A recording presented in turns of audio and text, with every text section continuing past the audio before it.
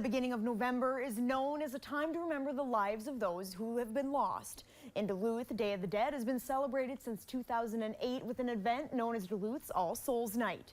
Northern News Now, Jeffrey McClure learned more about the event and what it means to those remembering their loved ones. Welcome, beloved souls. We invite you to travel with us this evening as we build something new.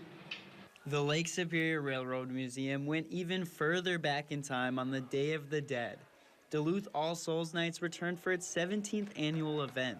Tonight is about grief. Tonight is about remembrance. Tonight is something that allows us to linger a little bit longer on the people that we've lost in our lives.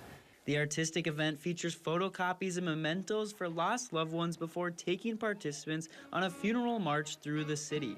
Jillian Forte is the ritual leader for the event and says it helps those who are struggling with grief to be with others and honor those who are gone. The event is kind of to bring everyone together and take that sadness and transform it into something that is hopeful and exciting by inviting our ancestors in, and we're gaining their lessons that they have for us.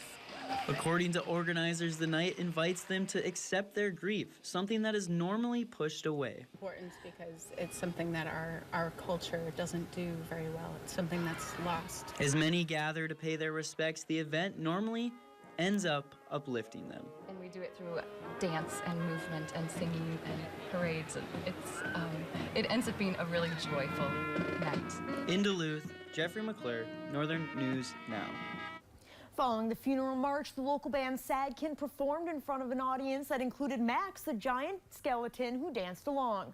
For more information about Duluth's All Souls Night, head to our website, northernnewsnow.com.